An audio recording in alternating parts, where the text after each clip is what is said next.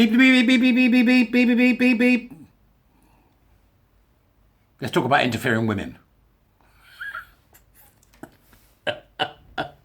Buy me a coffee, become a warrior, teacher, the usual bollocks. Right? Okay, good morning now, good afternoon, good evening, good night, wherever you are, okay? Let's talk about interfering women, shall we? It's not something we do very often, is it, eh? Busybody, interfering middle-class women. Do we do that? Because that'll upset a few of you, won't it, eh? Talking about interfering middle-class busybody women. Anybody know about Andrew Tate? You heard about this bloke? He's on charges for all sorts of nonsense in somewhere, right? He's in Romania, I think, and he's up for charges on rape and human trafficking. What a vile human being, right? Rape and human trafficking. I find it hard to imagine, right? Now, I was talking to somebody the other day who was 17, right? I don't very often talk to people that old because I don't see them. I live in town. You know, you just don't see young people. I don't get to do it very often. And I was listening to some other stuff about schools and, you know, watching these kids in school, Mate Yorkshire something. I don't know. Anyway. And I was struck by how marvellous so many of them are and how wonderful they are and how they eloquently explain who they are and where they are. And then I come across this and I'm absolutely spitting blood about it. Spitting blood about it. So we're going to talk about women. Some particular women, details in the doobers, and what those particular women are doing and why they are doing it. Okay? And I hope that my credentials when it comes to protection of women and children, which is what my primary concern is, safeguarding there, mean that I can get away with this. Because I'm going to have a rant as a man. Right? You can understand why men get angry, and then they can't focus the anger, and they're like, I'm angry at these women. Right? But it's... let me take you through it, right? Let's see. Feminists are giving anti-Andrew Tate lessons in schools, claiming gender is not binary. Bold Voices has also created a toolkit for teachers on how to discuss the misogynistic influencer facing rape and human traffic charges. Activists who are running anti-Andrew Tate lessons for schools have been vowed to dismantle the gender binary. Bold Voices. Go and have a look and see what the degrees are in. Gender studies. Gender studies! It's got a new toolkit, how to talk to young people about Andrew Tate. It's important, they say, to disrupt his voice by naming it, misogyny, hate speech, racism, and sets out methods to challenge his popularity among teenage boys.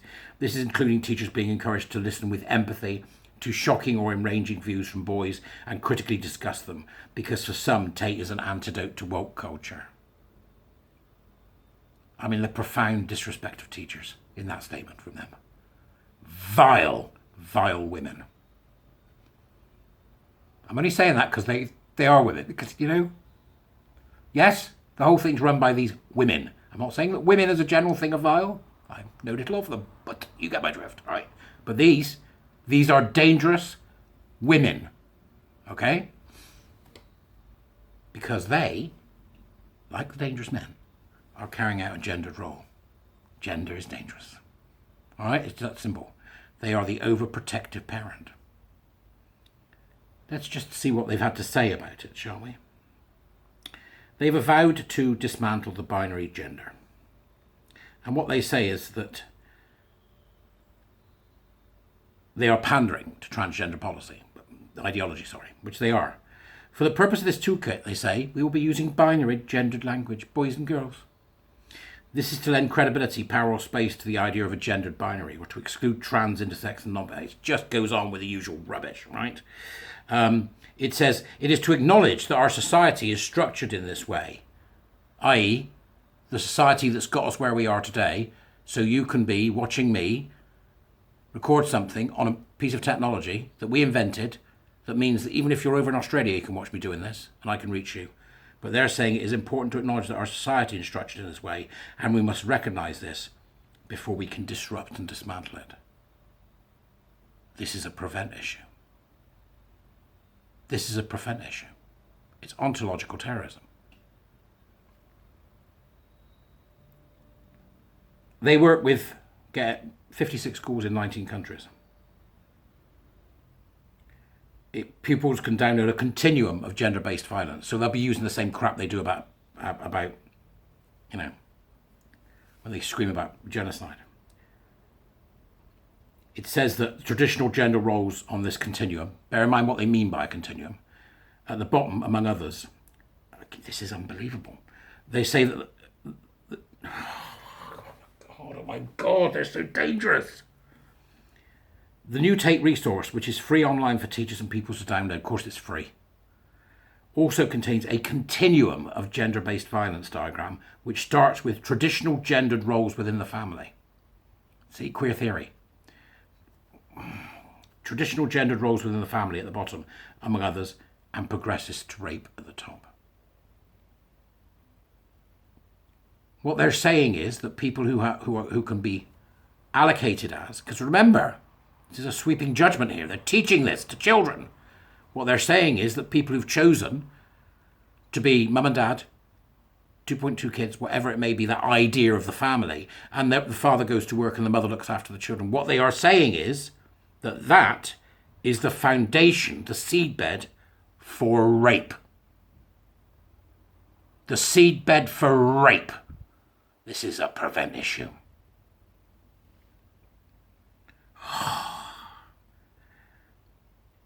A former teacher who obtained the toolkit from a concerned private school teacher who is still working told the Telegraph this undermines the seriousness of rape and claimed bold voices were indoctrinating children with a pernicious, self-replicating and highly political view.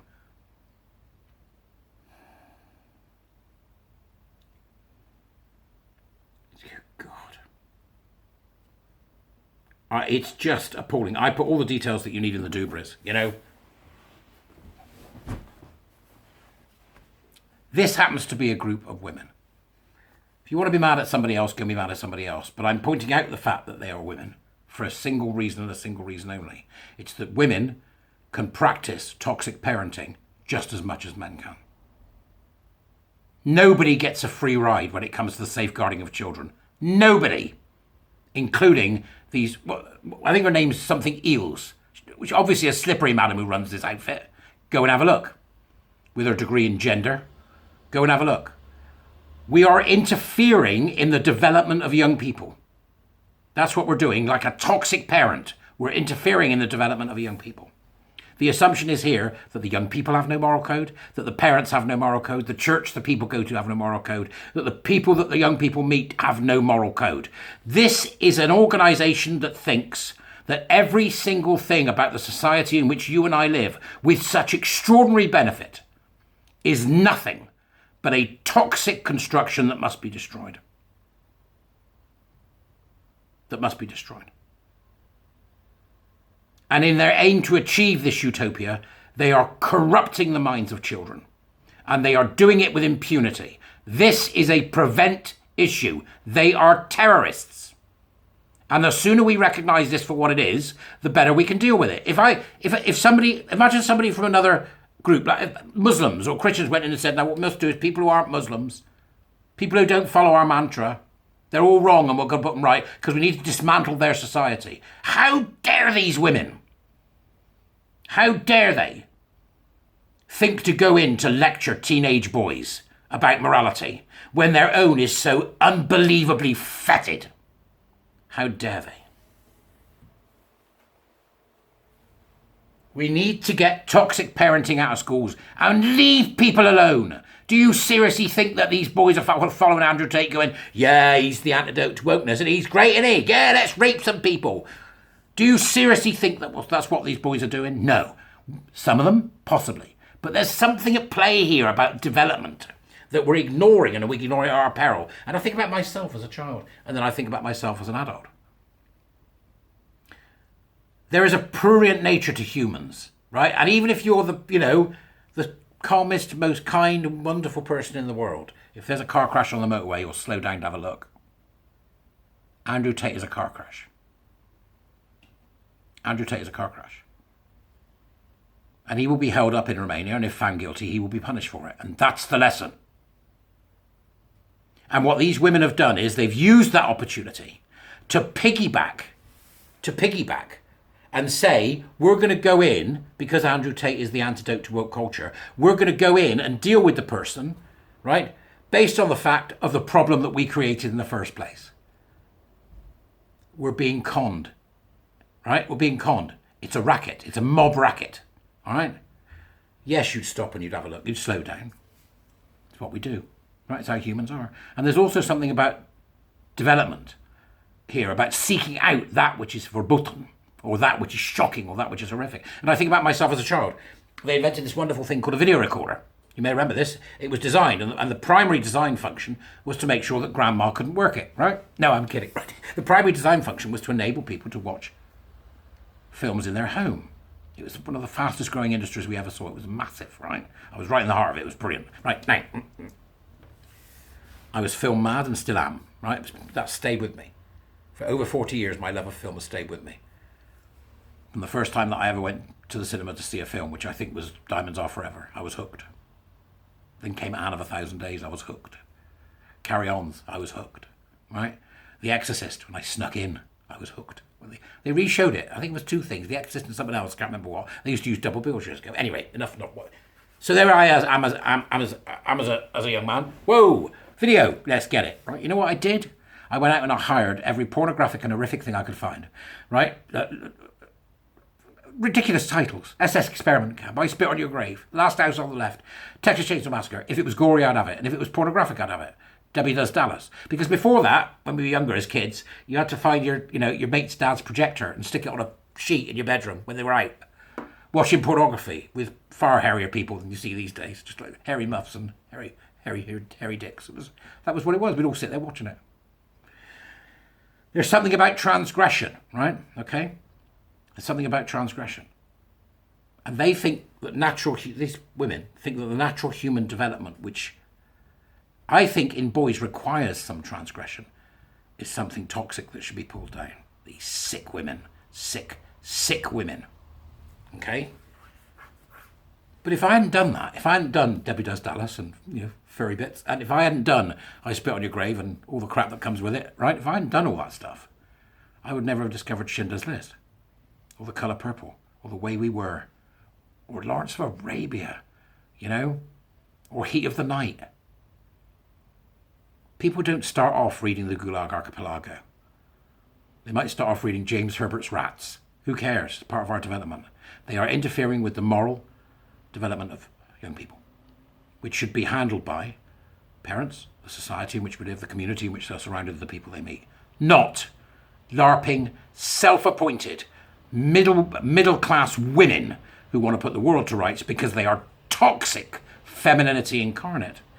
And by displaying that particular toxic side which we associate with the female, they are becoming the toxic parent. So the problem is not toxic femininity, because they could just as easily be doing toxic masculinity. They're not. They're doing what we see as toxic femininity. It's actually the toxic parent. Move past the gender. It's a toxic parent. They are behaving like a toxic parent. That's what they're behaving like. Just like the bloke who might say to the kids in the park that Andrew Tate's good. You see him talk about raping that woman? You're just the opposite side of the same thing. And I'm mad at you. We've got to get beyond this shit. We have. Leave young people alone. The implication from these women is that there is a society that is not doing any of this. That the teachers don't care. The parents don't care. The friends of the young people don't care. If we have teenage boys that are a problem, we will find them. They will display what we know is a problem. They've been doing it since they were 2 or 3, and the teachers know that. We know which ones are the problem. We'll find out who they are when they do something wrong, or we'll help them to deal with it individually. You do not go in and carte blanche say that all teenagers who are male, because that's what you're really after, have this problem, but actually their maleness doesn't matter. Oh, right, okay.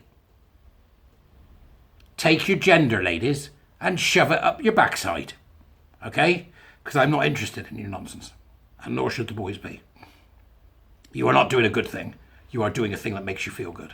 You are displaying the worst kind of narcissistic compassion, and you are no different from the white saviour who pops over to Africa because they bought the kids half a dozen games of Cluedo or some socks. You disgust me.